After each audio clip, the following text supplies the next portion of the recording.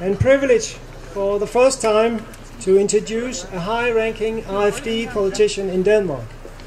And to my knowledge, it's the first time that an AfD politician delivers a speech in Scandinavia. To me, it's especially thrilling because I have worked at this project for quite a while. And because I have followed the AfD since it was established in the spring of 2013, when the present speaker, or the speaker today, joined the party. Mr. Bystron, who was chairman of the party's branch in Bavaria until he was elected at the general elections in September, is known to be a sharp rhetorician, and his critics blame him for being polemic and conflict-seeking. And he's one of the hate figures of the left in Germany, and I know that he likes that. Regularly, he writes articles for magazines and newspapers in Germany and abroad. He's also a treasured guest in RT television, which is broadcast Europe-wide, where he is a commentator in German internal affairs. He's also of the opinion that the Islam is incompatible with Western values and that integration efforts are futile. Instead, he advocates repatriation. Und jetzt, Herr Bystron, sind Sie dran? Enttäuschen Sie uns nicht. Wir freuen uns sehr auf Ihre Rede.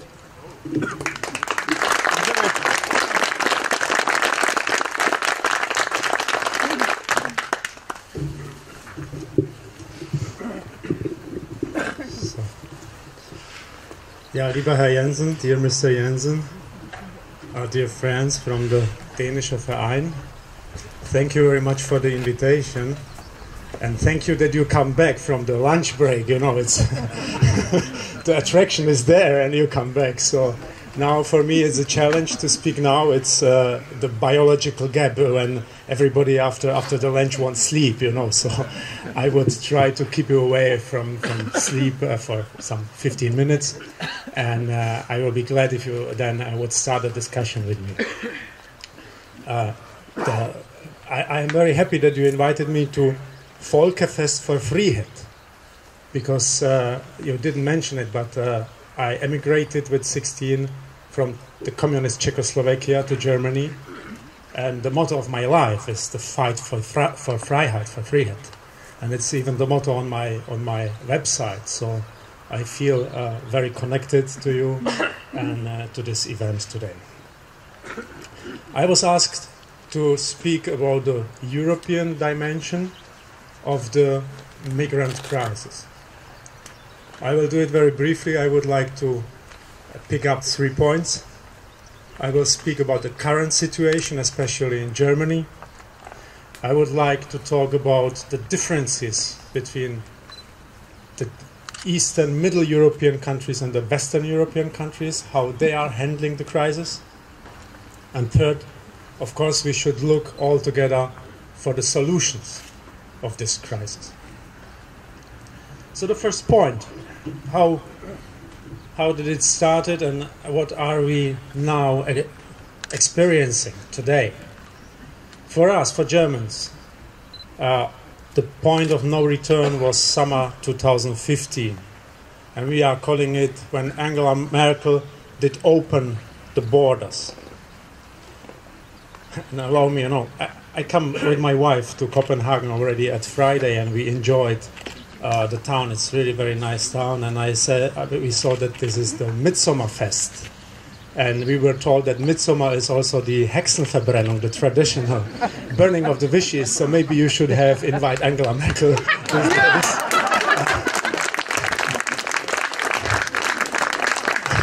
And we would have some problems less. But still, we experienced this opening of the borders, and some quite 2 million of migrants come without any controls to Europe.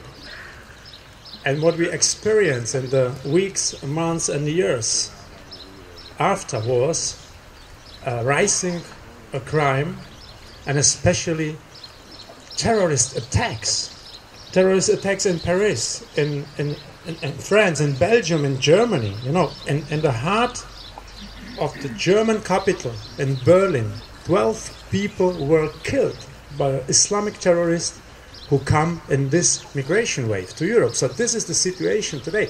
And imagine what is happening here. As I emigrated 30 years ago from Czechoslovakia to the Western Europe, I couldn't imagine that if I would like to meet people like you, everybody friendly people, middle in the countryside of Denmark, that we will be checked by security checkings, you know, like a terrorist. But we are not the terrorists. The terrorists are outside, you know. This is the point. So, what we are facing is, and this is the motto of this event, we are losing our freedom. And what we are fighting is not against the people who are coming in, but we are fighting for our freedom.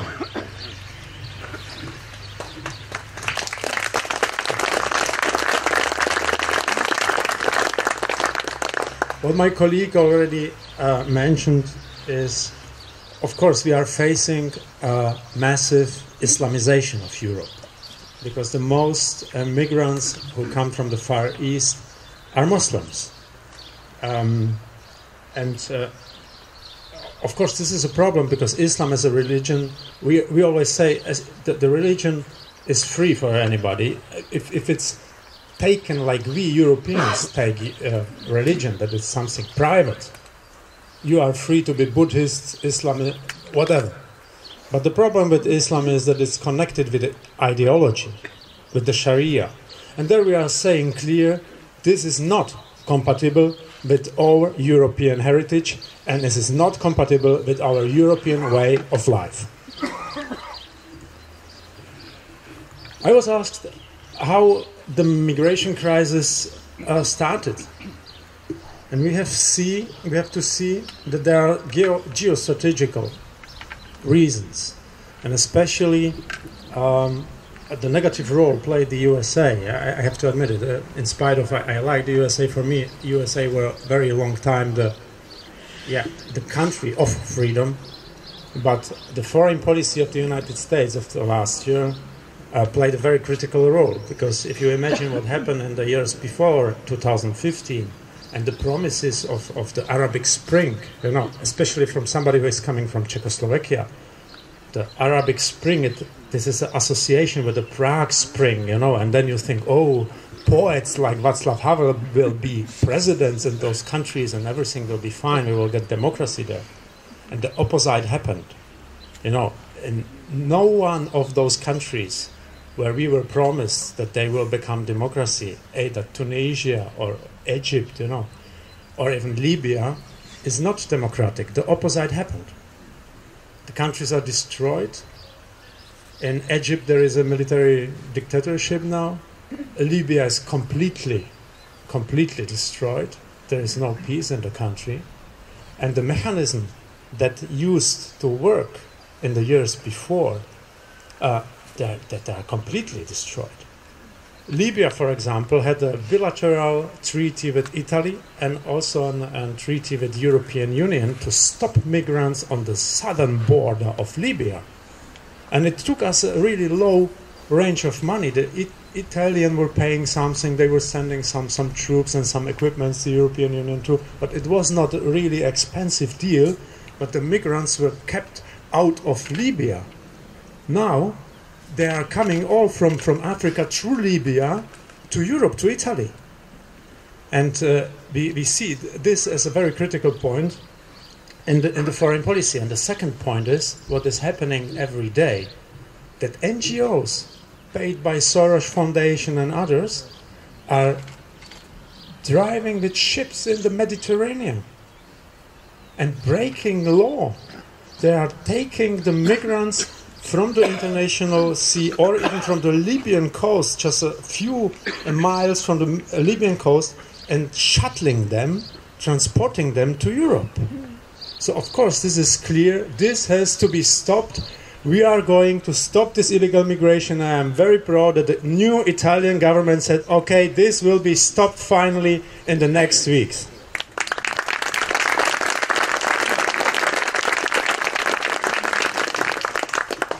And dear friends, I don't know how is it in Denmark, but in Germany we have a very big problem with public, especially public media, but also with the private media, because in an independent survey which was done by the Journalists Association, about 80% of the journalists admitted that they are voting for left-wing parties. So if you have 80% of journalists left, you have a hard life if you are right. Yeah, and this is just the bottom line. You know, we are facing a massive, really massive media war against all the parties which are middle or which are right, and we are described as extremists and far right, and I don't know why. Very often when I'm reading articles about myself, I cannot believe it that it should be myself. You know, yeah. I was always looking like, who is this person? It doesn't fit to the reality, but it is the media reality nowadays, and I am speaking about that because this is really the most important point, and you are seeing it also on the topic because the U.S. president, Mr. Trump, is also taking this topic very often. He is calling the media fake news.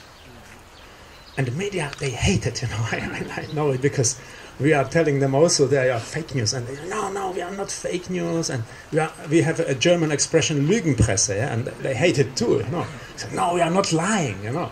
And we say, okay, maybe you don't lie always, but sometimes you just forget to say something, you know. And it's enough, yeah. And sometimes you turn the truth from different angle. And just imagine what is happening very often if the migrants are displaced.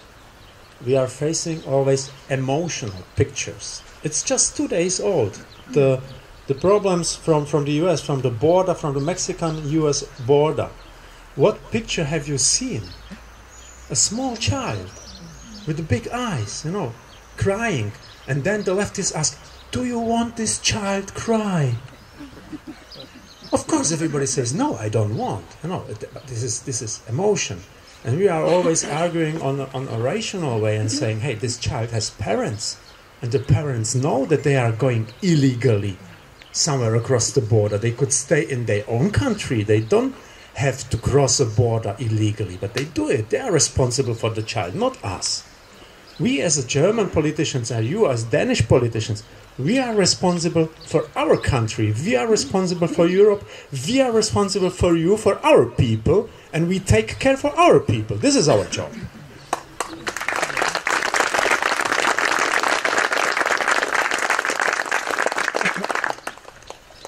What we are also facing is, and I think this is not an accident, this is by purpose,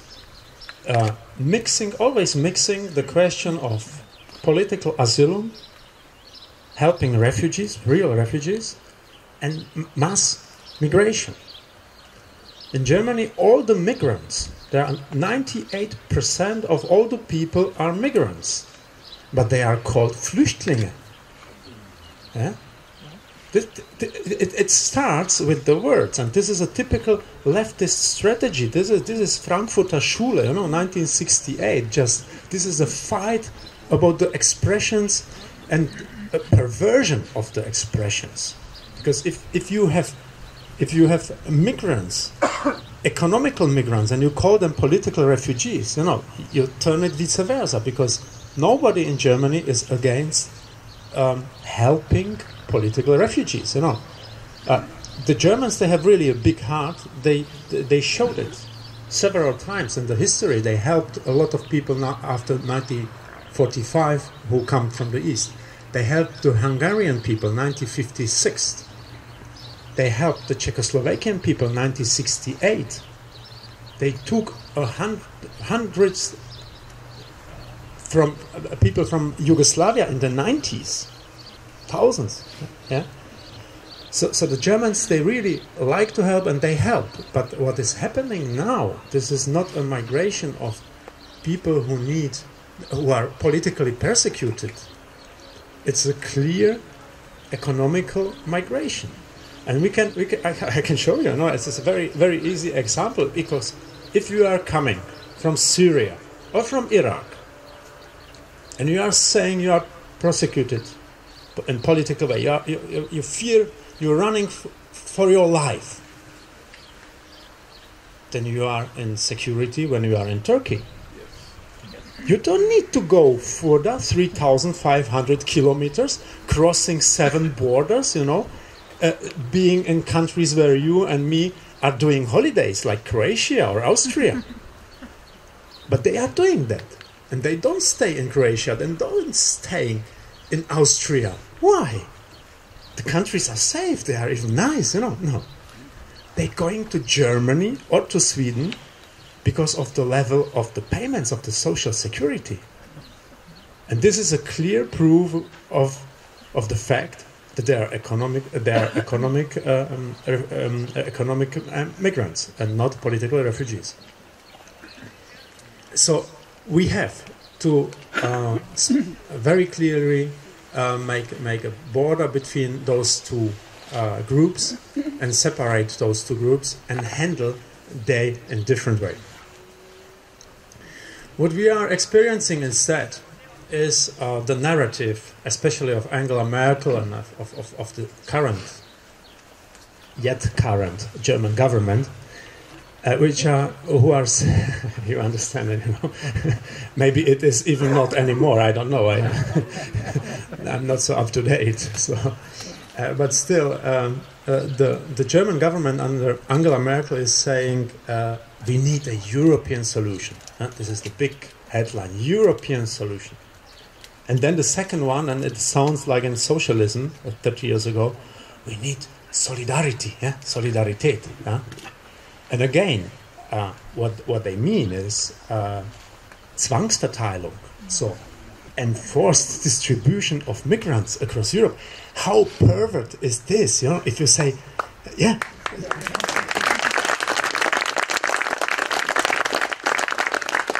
And I mean, we are true Europeans, and we have a European community. And I say by purpose, not European Union, because the European Union is something very political and is connected to Brussels. But the people of Europe, they get together to a European community because we have common values, we have common history, and we said, okay, we are going to live together in on this continent with those people. And I cannot imagine what will say the Spanish with 50% unemployment with the young people, or the Italian with 40% unemployment of the young people, if some Angela Merkel will say, okay, I will send you some migrants, some Muslim migrants into the Catholic Spain, and I will call it solidarity, okay? So this is the perversion of the European idea, and I say it again and again.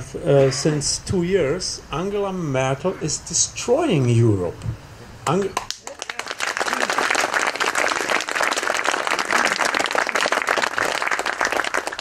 Mr. Jensen said it at the beginning. I was hated by the media, by the leftists for saying this, And yesterday, the Frankfurter Allgemeine Zeitung had a headline: Angela Merkel spaltet Europa. So we are winning. We are winning.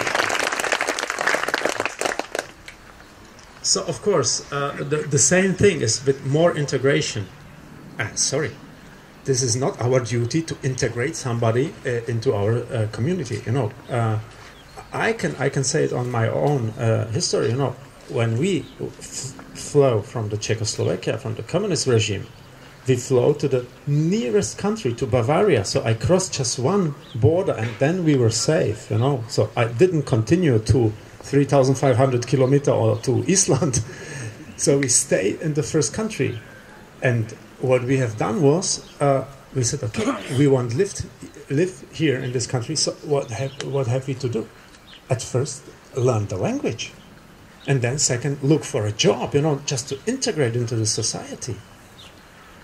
So this is not the duty of the society, it's not the duty of the state to say, oh, I take care for you and I will try. So every migrant has the duty to try to integrate himself into the society and not into the opposite mechanism.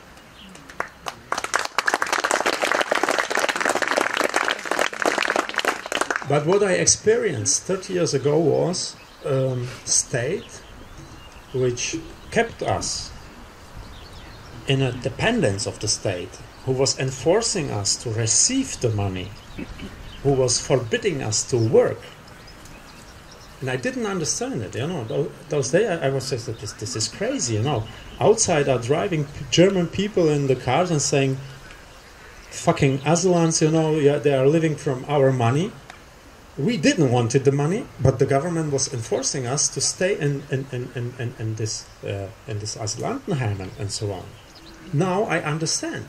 This is a big business. This is a big business because one migrant costs 35,000 euro a year, and this is just the lowest rate. If he says he is just under 18, and they are doing it often, saying they are under 18, it costs up to 60 or 85,000 euro a year. And from this money, just a very slow part, a little part is the migrants are receiving, directly as a cash. The most money goes to the companies who are building the refugee camps, who are running the refugee camps, who are delivering the food, who are delivering the clothes, who are keeping... So the biggest company, the biggest organization which gives work in Germany is Catholic Caritas. And I have nothing against Catholic Caritas. It's also the Arbeiterwohlfahrt, which is connected to the socialists. So this is for them it's a win-win. It doesn't matter who is on the power, if the socialists or the Christian Democrats. They are spreading the taxpayers' money to organizations which are connected to them. And that's the reason why the people are waiting for a year for the decision, if they for the asylum decision and so on and so on. So if we want to change this system, we have to establish very fast decisions on the borders. Yes, will you come in, or no, you don't come in. Like the Swiss. The Swiss, they are able to do it in 48 hours, and the Swiss are not famous for to be quick, So if the Swiss can do it, we can do it too.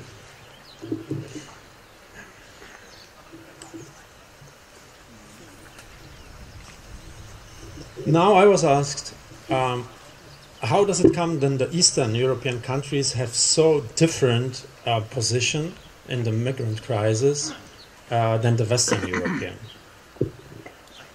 And the Western European politicians, they treat them in a very arrogant way. Even the European Commission is saying, oh, they are not the true Europeans and stuff like this. And I think the opposite is true. We as AfD, Alternative für Deutschland, we have the most sympathizers, voters in the eastern part of Germany. And the explanation is the same why the eastern countries are so very critical against the migration policy. The reason is very simple. The people in socialism, they experienced already one time that there was an official truth spread by the official media explaining some virtual reality, but the normal life was different. They know it.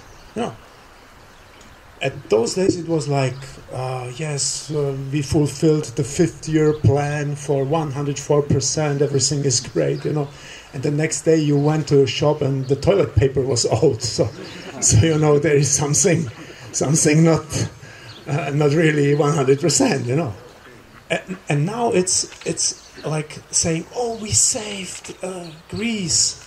everything is fine in Greece. And we saved our currency. Euro is a really great currency. We don't have any problems, you know. And in your real life, you just looking. Oh, this is we are saving Greece for 8 years, and the people in Greece are still poor. The only thing which was saved are the foreign banks, which were engaged there, but not the Greece people, you know. And it's the same with the currency. So the people from Eastern Europe, they have really a good feeling for it if the officials are lying to them. And it's the same with the migrant crisis. So when the governments, especially the foreign governments, are saying, yeah, we need the migrants, they say, why? we don't need them, you know, we don't want them even, you know. So why should we take them, you know? And especially they can also say, and they don't want to come to our country, so Angela Merkel, please keep them, you know. You invited them, it's your party, so enjoy, you know. And the most funny thing is that Angela Merkel didn't recognize with this narrative, with the European solution, that she is already alone. And I can say it because we did a banner for Facebook 2 days ago, which is showing a map, and all the countries at the map are already blue, you know, and just there is an island in the middle. This is a red Germany, and we are saying all the countries are closing their borders. The only person who didn't got it is Angela Merkel, you know. And this banner was shared by 200,000 people in 2 days. So this is fantastic, and the people they see it now. And it's changing even in Western Europe. So the Eastern European countries like Hungary, Poland, Czech Republic, but now even Austria become a blue government, you know. And I am very happy that Italians become this government which they become, because all those countries are saying, stop this crazy politics, let us make Europe strong again, Trump would say, and especially defend the outer borders of the European community.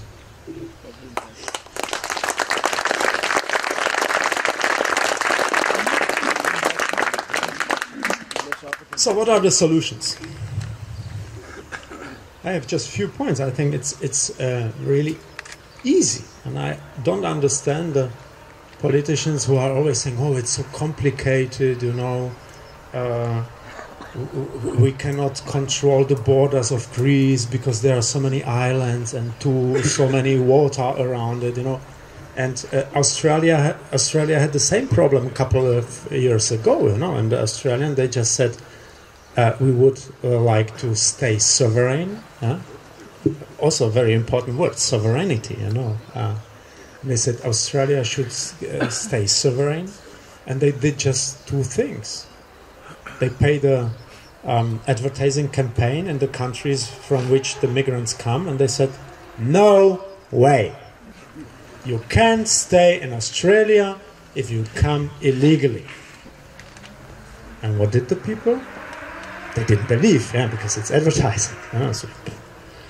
So they paid $5,000-$6,000 to some schlepper, you know, and they went to Australia. And then come the second measure. The Australians bought some rubber boats, Gummiboote, with the electronic and steering, and they said, people, we told you, here is the advertisement. No way, you can't stay. They put them in the boat and they send them back from where they come. And what happened was the same what happened 2015 when the migrants come to Germany.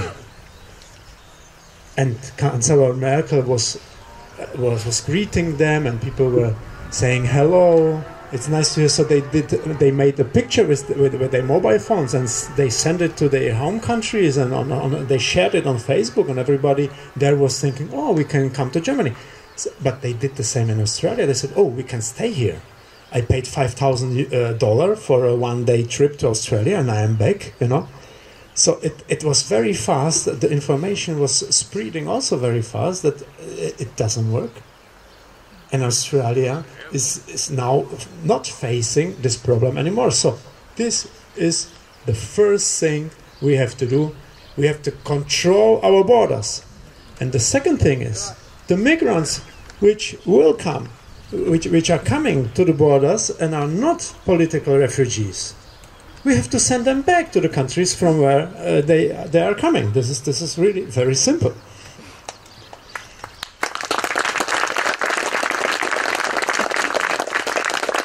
The second thing is, and this is especially directed to Sweden and to Germany, I said it already, those people are here because of the social, of the level of the social standard they are receiving here. They are not staying in Croatia or in Slovakia or even not in Austria. So we have to lower the level of the social payments on the European minimum. It's the same like in Romania. So that the attraction will be lower to come to Sweden or to Germany or even to Denmark. And that would be the first step for them to go back to their countries. And then, of course, the third step should be that we will enforce them to go back to their countries. And we, from Alternative from Germany, my colleagues, they visit Syria. And they have been heavily criticized by our government and by the media that they are going to Syria and talking to the people, talking to the government and making pictures and spreading it via Facebook. Why? Because we experience situations that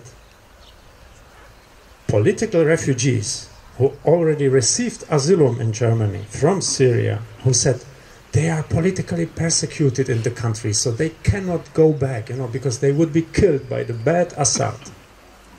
They did holidays in Syria with a travel agency.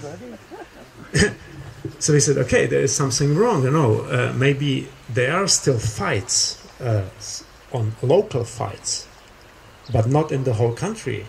And then even official informations come that there are already some 300,000 migrants inside of Syria who come back to their homes because they are safe already.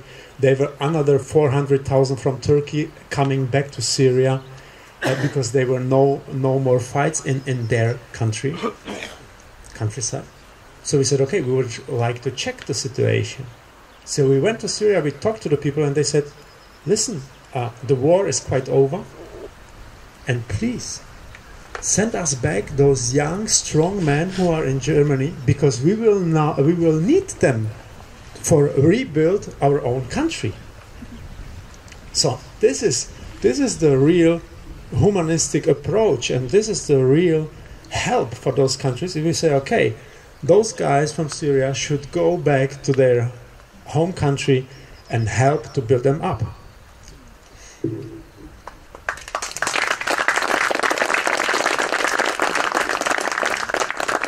And the last point, and thank you very much to Mr. Espersen for what you said before. It's because we have also do legal steps, and this is our job as politicians, to start the remigration, and we have to reverse the current policy. And, of course, one step is to be very hard in giving our citizenships to people coming from abroad. And you said even that you are allowed in Denmark to take the citizenship away from the people, which we are not allowed in Germany. I know that the laws are forbidding this because of the history, because of the Nazi time. So this wouldn't be possible in Germany, but you have the possibility, so do it, And we have to be much more restrictive with giving our passports to foreign people. And of course, we have to make a differentiation between political refugees and economic migrants. And we have, and this is really the most important thing. We have to fight the fight of the words. We have to fight with the media. We have to fight about the narratives We have to show that we have the truth, not them. We are not the bad guys. We are the good guys. They are the bad guys, you know. So we are the true Europeans. We want a European solution. We want a strong Europe.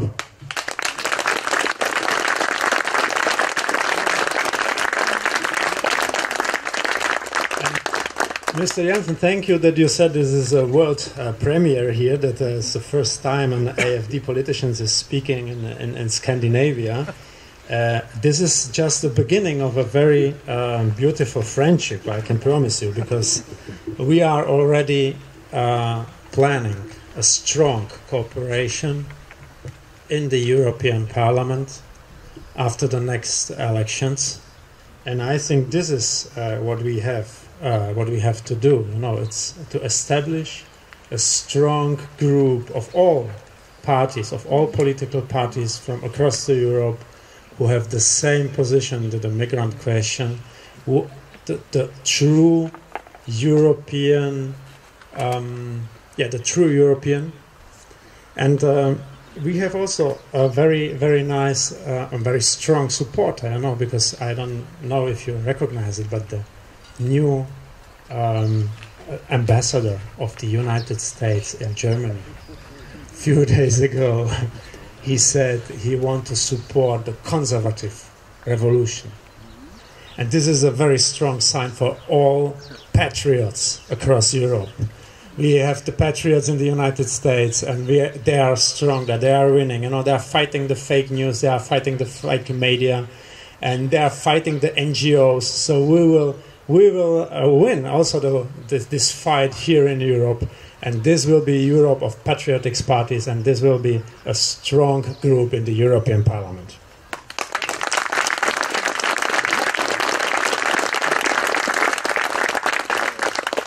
And just allow me just last word, because we are very often asked as the AfD, because we are a German party, and Germany is a big country, and we will get a high number of members in the European Parliament. So everybody is saying, yeah, you have to lead this group. And I have to say, you know, what you are doing, you are much more longer fighting this fight. And you are so far ahead of us. So you are the light for Europe. And what we can do is we will build the lighthouse and keep you above. Thank you very much.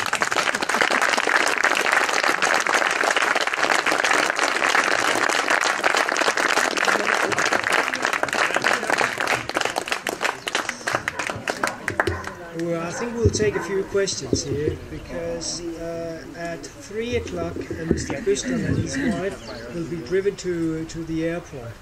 So just a few questions here, because in about 10 minutes Mr. Bystron will retire, or to retract to the lecture hall. Oh yes, yeah. And the present journalist will put questions to him in the lecture room. But let's have a few questions. Thomas, you would like to put one question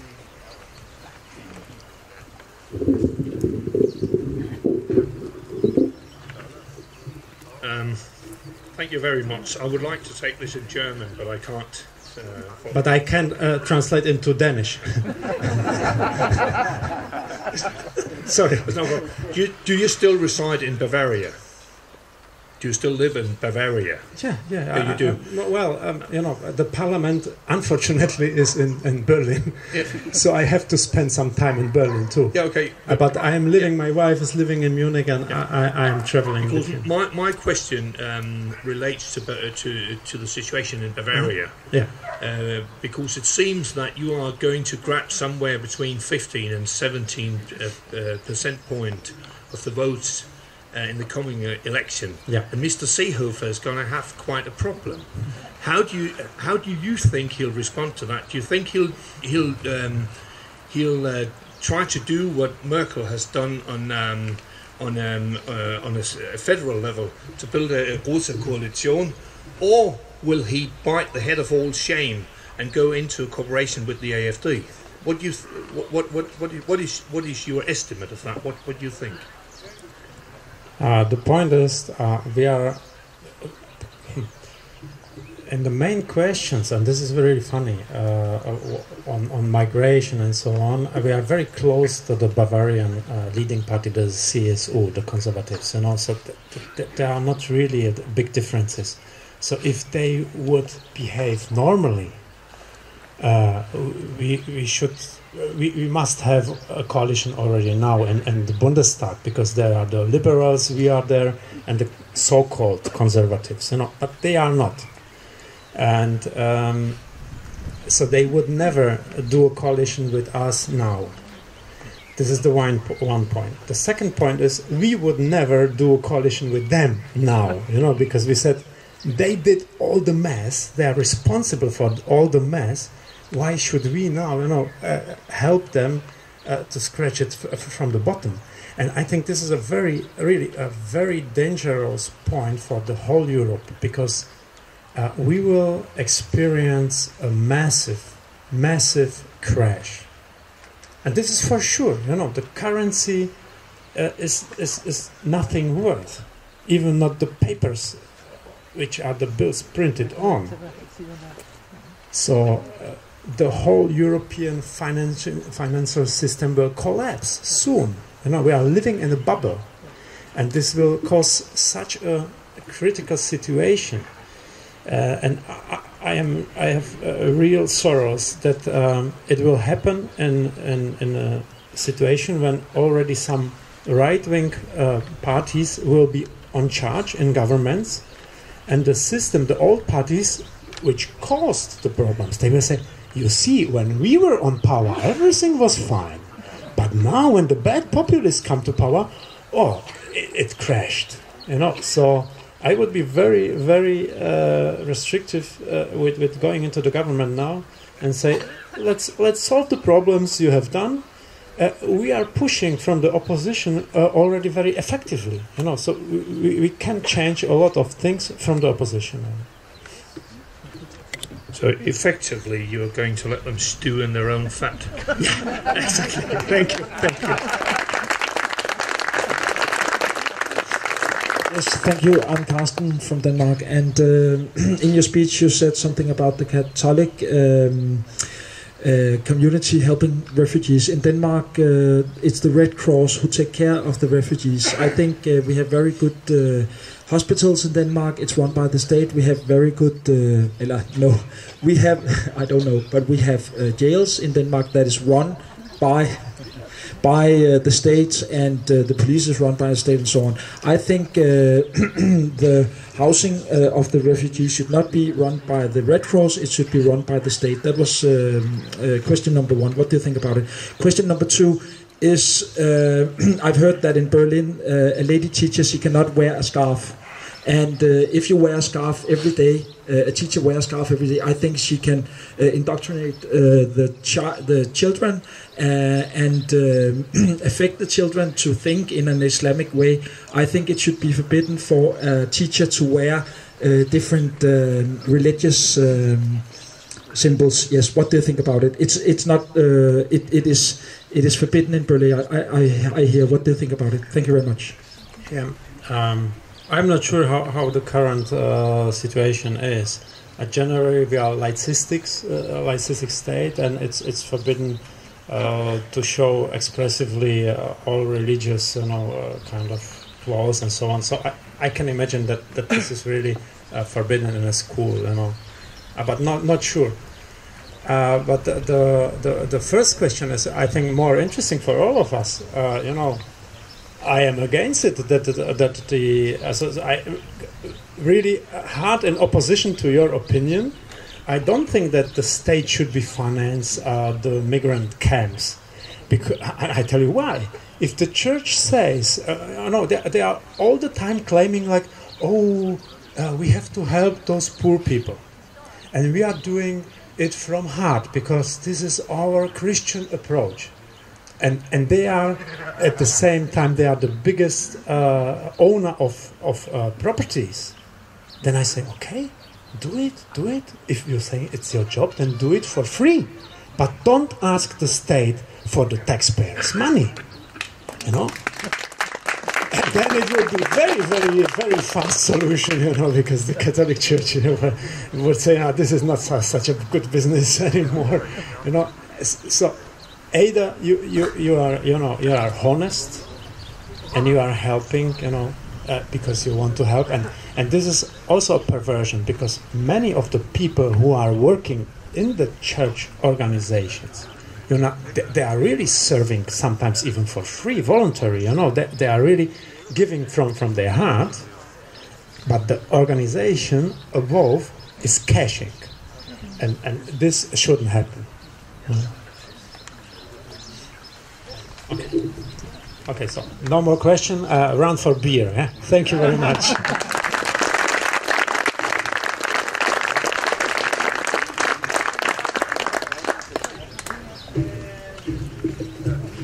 Yes, the organizer. First of all, thank you for a marvelous speech. The organizers would like to give you two presents, two gifts. The first gift we want to give to you is a painting made by the German, a painter. And this is Max Uwe Jensen, heißt it. And have a look at it. This is the founder. This is the founder of the religion of peace. This is the first present we have for you, and we can have. Can you have a look at it?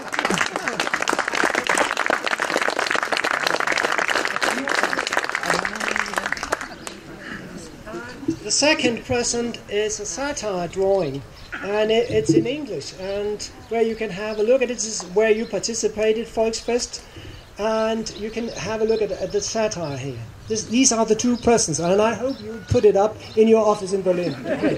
Yes.